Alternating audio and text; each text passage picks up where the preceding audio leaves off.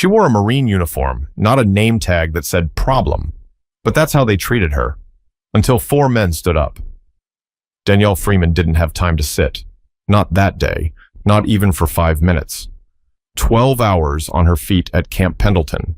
Half of them out on the range under the California sun, the other half dealing with a last-minute inspection, had left her body drained. Her boots were caked in dry sand.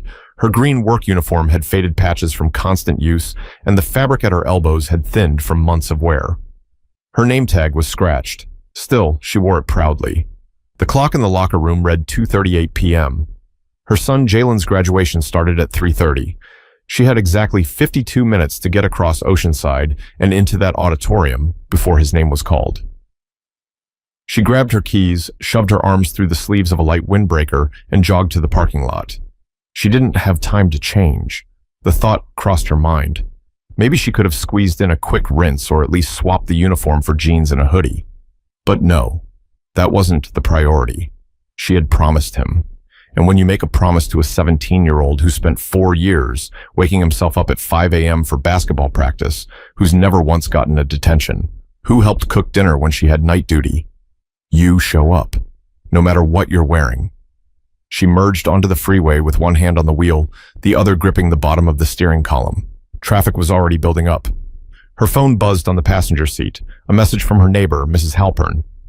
We're inside. They started letting folks in early. Want me to save you a seat? Danielle shot back a quick voice text. Thanks, I'll find you. On my way. She took the Harbor Drive exit a little too fast, but landed it clean. She could see the school auditorium parking lot in the distance. A sea of folding chairs outside, banners flapping in the warm breeze, and a cluster of security guards checking tickets at the entrance. Danielle pulled into a dirt patch at the edge of the lot. No time to find a proper space. She shut off the ignition, took a breath, and looked down at herself. Her sleeves were smudged with oil from the weapons locker. Her boots were streaked with white ash. Her eyes had that tired glaze you get when you've been up since before dawn. The kind no makeup can fix.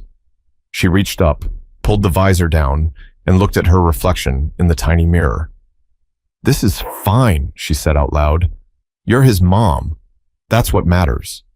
She adjusted the name tag on her chest and stepped out into the warm afternoon. As she walked toward the entrance, a few people glanced in her direction. Some nodded, others just stared. But Danielle was used to stares. She wasn't out here for them. She spotted Mrs. Halpern near the back of the seating area and made her way quietly through the crowd. A few heads turned as she passed, like someone had stood up in church wearing muddy boots. A couple of whispers followed her, low but sharp. Still, she kept moving. She slid into an empty folding chair next to her neighbor and folded her hands in her lap. You made it, Mrs. Halpern whispered, smiling. Danielle gave a tired grin. I wasn't going to miss this. From the stage, the school band was tuning their instruments. The principal adjusted the mic stand. Danielle looked toward the row of black robes lined up near the gym entrance. She spotted Jalen immediately. Tall, quiet, standing straight with his hands behind his back. His eyes were scanning the crowd. She sat up just a little straighter, but before she could wave or call his name, a heavy shadow blocked the sunlight. 2 men in security uniforms were standing over her chair, and one of them cleared his throat. Ma'am, we're going to need you to come with us. Danielle turned slowly. Both men wore navy polo shirts with the Crestmont High School logo embroidered over the chest. Not police, not military, just private security. One of them, the taller one with thinning hair and a tight jaw, had his arms crossed like she was a problem to solve. The other looked young, maybe early 20s, barely able to hold eye contact. Excuse me? Danielle asked, her voice calm. This area is reserved for guests of graduating students only, the tall one said. We've had some reports about a possible disruption. Danielle raised an eyebrow. I'm Jalen Freeman's mother. The younger one stepped in. We'll just need to verify that. Do you have your ticket? Danielle reached into her jacket pocket and handed him the crumpled invite, printed straight from the school website. He stared at it like it was fake. And your ID? She pulled out her wallet and handed over her military ID. The taller guard looked at it for a second longer than necessary. His eyes moved from her picture to her uniform. We're going to have to double-check with administration. Danielle gave a patient practice smile, the kind she used when recruits mouthed off during drills. I came straight from base. My son's walking the stage today. I'm not leaving this seat." The young one shifted awkwardly. The older one's voice tightened. "Ma'am, we're asking nicely. Please, step to the side while we sort this out." People nearby had gone quiet. You could hear the rustle of gowns and the scrape of chairs on the concrete. A woman 2 rows over pulled her daughter a little closer. Someone whispered something about causing a scene. Danielle stayed seated. "I've done nothing wrong," she said, quietly but clearly. "You can call whoever you need to. I'm not moving." The guards didn't budge. Then came a voice from behind them, calm, firm, measured. "She said she's not moving." The older guard turned, halfway annoyed, until he saw who had spoken. Chief Petty Officer Brian Doyle, broad-shouldered, clean-shaven, sunglasses tucked into the collar of a light gray polo, sitting 3 rows up, and standing now. Next to him, 3 other men rose to their feet as well, 1 black, 1 Latino, 1 Pacific Islander. All silent, all steady. None of them looked angry, just present. Doyle walked slowly down the row, stepping over feet, squeezing past knees until he was standing just behind Danielle. "You know who this woman is?" he asked the guards. "She says she's the mother of a student," the tall one replied, trying to hold his tone.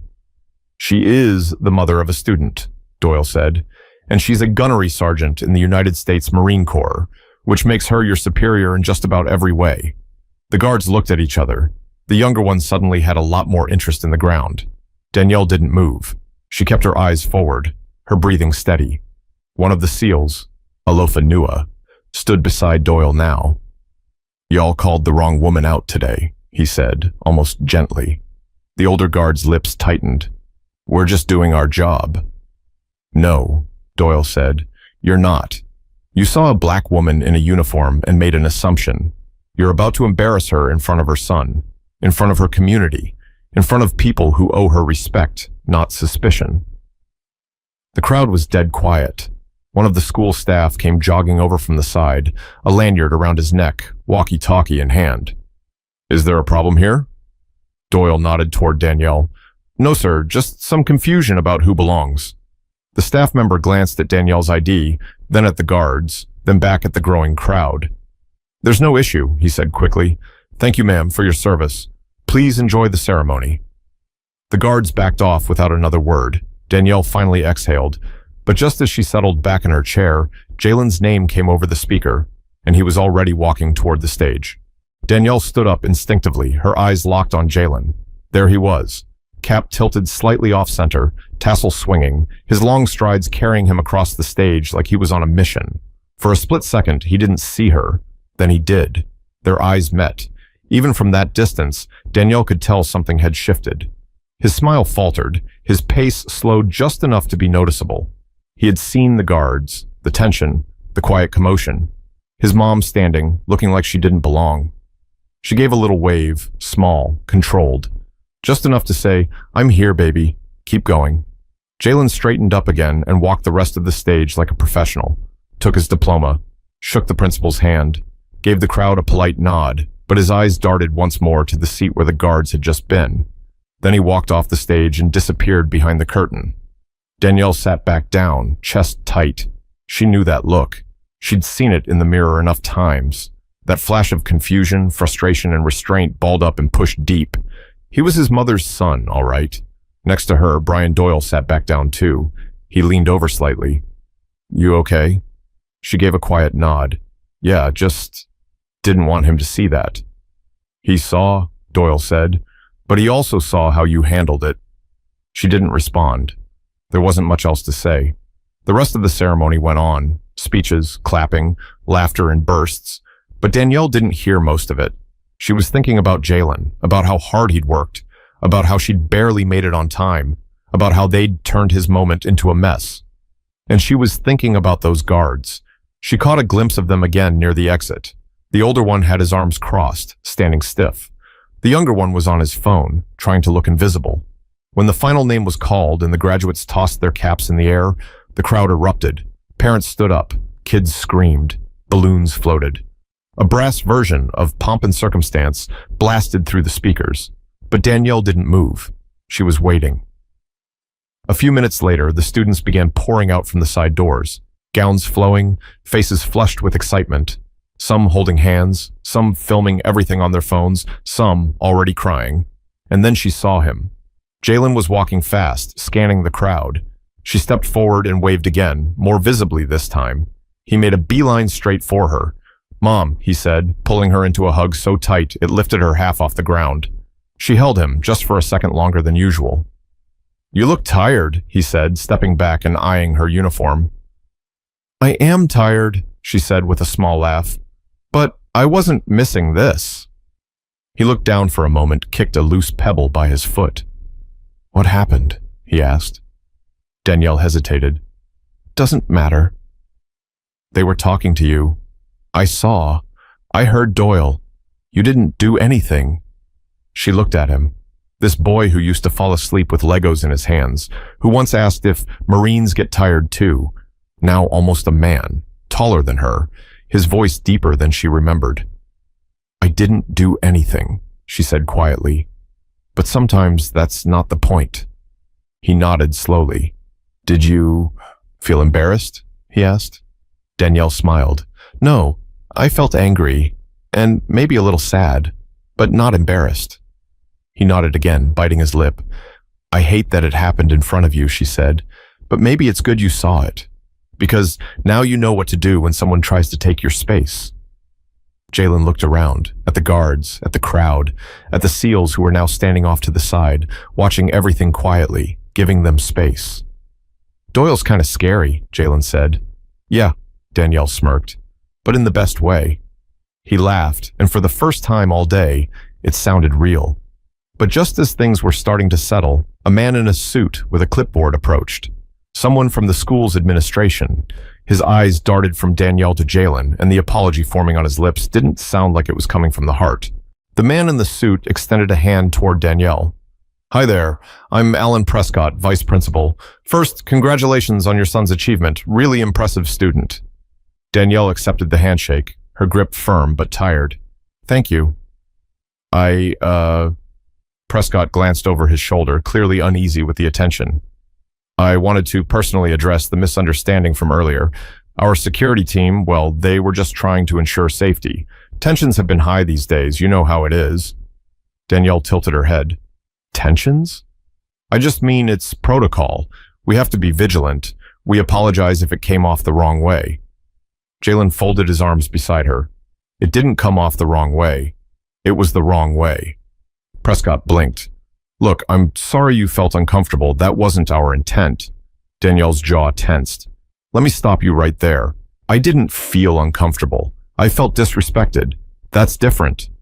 Prescott adjusted his tie. "I understand." "I'm not sure you do," Danielle replied.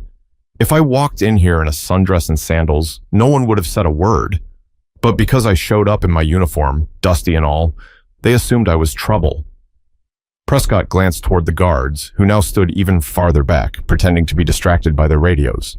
"Again, we regret the inconvenience." Danielle shook her head. "This wasn't an inconvenience. It was an insult. One you thought could be brushed away with a handshake and a vague excuse." Before Prescott could fumble out another corporate apology, Brian Doyle stepped forward, calm, controlled, but now with a harder edge to his voice. "Sir," he said, "you need to stop talking and start listening." Prescott hesitated. "Excuse me?" "You heard me. This isn't about your protocol. It's about a Marine, a mother, being told she didn't belong, right here, in front of her kid, in front of a community." Prescott took a step back. "I'm not here to argue. I just wanted to make things right." Doyle didn't flinch. "Then do something. Retrain your guards, fix your policy, and maybe try saying sorry like you actually mean it." From behind Doyle, the other three SEALs had stepped closer. They weren't speaking. They didn't have to. Their presence was loud enough, solid, unshakable. Prescott looked around at them, at Danielle, at Jalen. He suddenly realized he wasn't just cleaning up a small scene. He was being watched, closely. His voice changed. "You're right. I hear you. I'll personally make sure this doesn't happen again. Thank you for your service. Gunnery, Sergeant." Danielle gave a single nod, not because she believed him, but because she was done talking. Prescott turned and walked away, his steps faster than before. Jalen leaned toward Doyle. How do you all do that? Like, with just your faces? Doyle let out a chuckle. We've had practice. One of the SEALs, Luis Mendez, finally spoke. Your mom's tougher than we are, though. We just make noise. She sat still and made them nervous. Jalen smiled, but his eyes never left his mother. Danielle looked up at him. I'm sorry today got messy. He shook his head. Don't be. It just made me prouder. But just as those words settled, a camera flash went off to the left, and Danielle realized someone had recorded the entire confrontation from the moment the guards approached to the moment the SEALs stood up. Danielle turned toward the source of the flash. A teenage girl in a black hoodie was holding up her phone, nervously checking the screen. Her father stood behind her, whispering something, but she didn't lower the phone. She was already uploading the clip. Danielle's first instinct was to walk over to ask the girl not to post it, but Jalen touched her elbow gently. It's out there already, Ma. People saw it. It's not on you. She looked at him, unsure for a second. This was your day. I didn't want anything to take that from you. He shook his head. You didn't. You gave it more meaning. Behind them, the video was already spreading like wildfire. Parents who'd been near the back started murmuring. One woman pointed at Danielle and said something to her husband. A man in a suit gave her a thumbs up as he passed by with his daughter. Brian Doyle pulled out his phone and tapped a few times. Already being shared on a couple military boards. Someone's calling you the silent Marine mom. Danielle blinked. What? He grinned. You've got a fan club. People love truth that doesn't need yelling. Fan club? No thank you, she muttered, half laughing, but she could feel the attention shifting. Not everyone stared with suspicion anymore. Some nodded at her as they passed. Others smiled, subtle but real. She wasn't chasing any spotlight. All she wanted was to see her boy walk that stage. That's it. But now the story was out, and the truth had a way of making its own noise. One of the teachers, an older black man in a wrinkled blazer, walked up slowly. Gunnery Sergeant Freeman? She turned. Yes? I saw what happened. I've been here 19 years, and I've seen too much like it. But I want you to know, my grandson is here today, and I told him to look for strength in people who stand up quiet. So thank you. She swallowed, unsure what to say. Just nodded. He squeezed her shoulder lightly, then disappeared into the crowd. Jalen leaned against the fence behind her. Think they'll talk about this on the news? Doyle chimed in. Oh, I'm sure they will. But they'll get it wrong. They always do. Then what's the real story? Jalen asked.